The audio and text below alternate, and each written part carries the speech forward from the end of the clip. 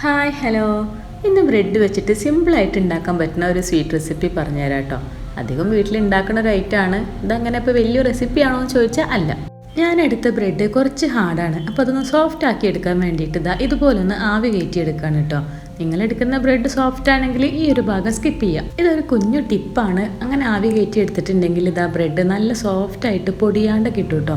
ഇനി നമുക്കിതൊന്ന് നല്ലോണം ഒന്ന് പരത്തിയെടുക്കണം. രണ്ടെണ്ണം ഒരുമിച്ച് വെച്ചിട്ട് വേണം പരത്തിയെടുക്കാൻ. നല്ലോണം ഒന്ന് പ്രസ് ചെയ്തിട്ട് വേണം പരത്തിയെടുക്കാൻ. എന്നാലാണ് രണ്ട് ബ്രെഡും തമ്മിലൊന്ന് ഒട്ടിപ്പിടിക്കുള്ളൂ. അപ്പോഴാണ് ഇത് റൗണ്ടിൽ കട്ട് ചെയ്തെടുക്കുമ്പോൾ നമുക്ക് ഒറ്റ ബ്രെഡായിട്ട് കിട്ടുള്ളൂ.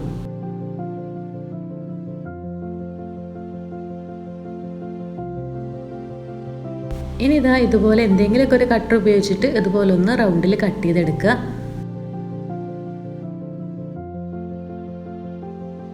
ഇനി ഇത് ജസ്റ്റ് ഒന്ന് പാനിൽ വെച്ചിട്ടൊന്ന് ഫ്രൈ ചെയ്തെടുക്കാം. ബട്ടർ യൂസ് ചെയ്യുകയാണെങ്കിലും കുഴപ്പമൊന്നുമില്ല. ഞാനിവിടെ ജസ്റ്റ് ഒന്ന് ഫ്രൈ ചെയ്യണേ ഉള്ളൂ.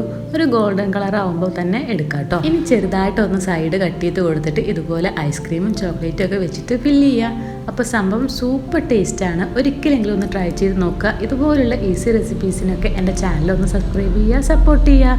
അപ്പോൾ താങ്ക് യു.